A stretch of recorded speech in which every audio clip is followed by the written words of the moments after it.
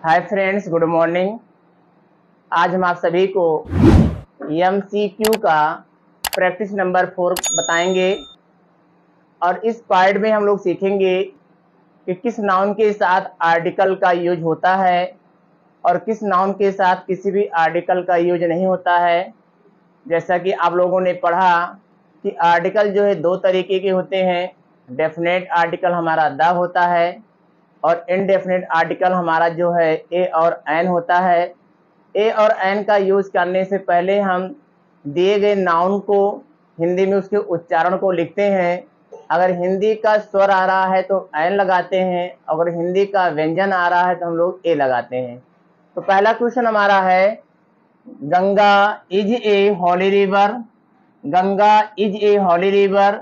आप सभी को बताया गया है कि नदियों के नाम के पहले आर्टिकल द का यूज करते हैं। तो इस ऑप्शन में ऑप्शन नंबर बी हमारा जो है द है, इसलिए पहले क्वेश्चन के लिए ऑप्शन बी को चूज करेंगे। Option B is the right option, क्योंकि नदियों के नाम के पहले हम लोग आर्टिकल द का यूज करते हैं। दूसरा क्वेश्चन है, पटना इज एंशियंट सिटी है। अब सिटी हमारा एक कॉमन नाउन है जो कि सिंगुलर है। कॉमन नाउन हो, सिंगुलर नाउन के साथ हम लोग ए और एन का यूज करते हैं, लेकिन इस सिटी के पहले एक एडजेक्टिव वर्ड आया है एंशियंट, और एंशियंट को जब हम लोग हिंदी में उच्चारण इसके लिखेंगे तो इसकी शुरुआत जो है ए से होगी, और जब ए से होगी तो ए हमारा जो है हिंदी का स्वर है। तो हिंदी का स्वर है तो हम इसके लिए ऑप्शन ए को चूज करेंगे। क्वेश्चन नंबर सेकंड के लिए option is the right option, Patna is an ancient city होगा, क्योंकि हमको आर्टिकल का यूज इसके अनुसार लगाना है। तीसरा क्वेश्चन हमारा है, gold is a costly metal. तीसरा क्वेश्चन हमारा है, gold is a costly metal. तो गोल्ड हमारा एक धातु है, धातुओं के नाम के पहले किसी भी आर्टिकल का यूज नहीं होता है। तो क्वेश्चन नंबर थर्ड के लिए ऑप्शन डी का हम चुनाव करेंगे। Option D is the right option, no article. यहाँ पर किसी भी आर्टिकल का यूज नहीं होगा। अगला क्वेश्चन हमारा है, the cow is dot dot है यहाँ पे फेथफुल एनिमल्स। अब एनिमल्स भी हमारा क्या है, एक कॉमन नाउन है जो कि सिंगुलर है, और इसके पहले हम लोग ए और एन का यूज करते हैं, लेकिन इसके पहले एक एडजेक्टिव वर्ड आया फेथफुल। तो जिस तरीके से हमने इसको हिंदी में लिखा तो इसका उच्चारण शब्द जो है ए आया, ठीक उसी तरीके से इसको भी हिंदी में जब लिखेंगे तो इसका उच्चारण शब्द जो है फा आएगा, फेथफुल आएगा। तो फा आएगा तो इसलिए हिंदी का क्या है, व्यंजन, क्योंकि का से लेके ज्ञा तक का वर्ड अगर आता है अल्फाबेट तो हमारा जो है व्यंजन होता है, इसलिए इसके पहले हम ए का यूज करेंगे। तो क्वेश्चन नंबर 4 के लिए ऑप्शन बी को चूज करेंगे। Option B is the right option, यहाँ पे ए फिल किया जाएगा। The cow is a faithful animal. गाय एक वफादार जानवर होती है। क्वेश्चन नंबर 5 हमारा है, सी प्लेस चेस डेली। वह डेली जो है चेस खेलती है। अब यहाँ पे चेस दिया गया है, यह जो है खेल का नाम है।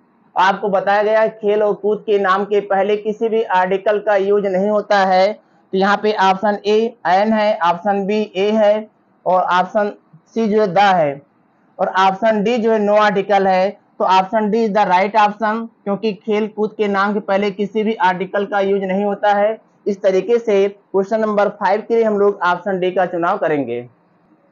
अगला क्वेश्चन हमारा है question number 6, Shiva is wisest boy in his family. यहाँ पे हमको आर्टिकल को फिल करना है।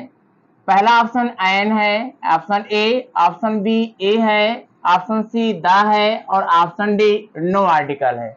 तो आपको बताया गया कि सुपरलेटिव डिग्री में अगर एडजेक्टिव का सुपरलेटिव फॉर्म आए EST, यह हमारा एक एडजेक्टिव वर्ड है जो कि सुपरलेटिव फॉर्म में है। तो सुपरलेटिव में हमेशा हम लोग आर्टिकल द का यूज करते हैं, इसलिए क्वेश्चन नंबर 6 के लिए option C is the right option. इस क्वेश्चन के लिए हम लोग ऑप्शन सी को चूज करेंगे, क्योंकि यहाँ पर सुपरलेटिव एडजेक्टिव है, तो सुपरलेटिव में हमेशा द का ही यूज किया जाता है। 7वां क्वेश्चन अगला है हमारा, बी शुड रेस्पेक्ट एजुकेटेड।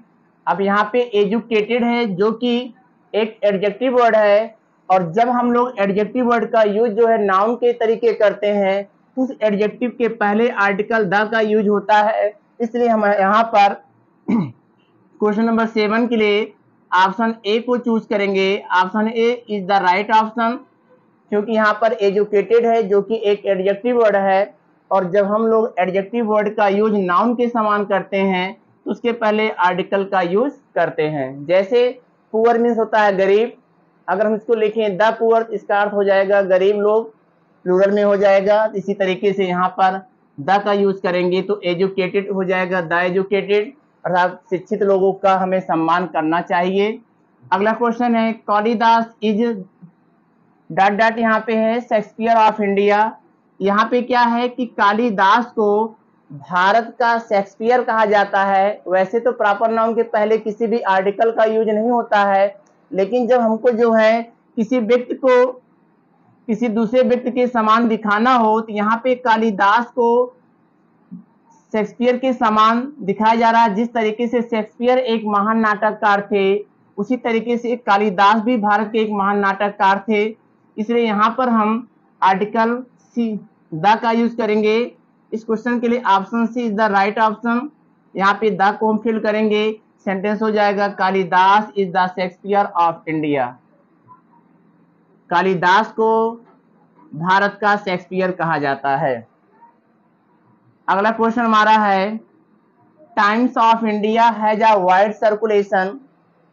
अब समाचार पत्रों के पहले भी हम लोग आर्टिकल द का यूज करते हैं, तो टाइम्स ऑफ इंडिया एक न्यूज़पेपर का नाम है, तो पत्रिका के नाम के पहले, समाचार पत्रों के नाम के पहले, धार्मिक किताबों के नाम के पहले, राजनीतिक पार्टियों के नाम के पहले और वैज्ञानिकों के द्वारा किए गए आविष्कार के पहले, शरीर के अंगों के नाम के पहले आर्टिकल द का यूज होता है। तो यहाँ पर क्वेश्चन नंबर 9 के लिए ऑप्शन ए का चुनाव करेंगे, हो जाएगा क्वेश्चन का हमारा आंसर।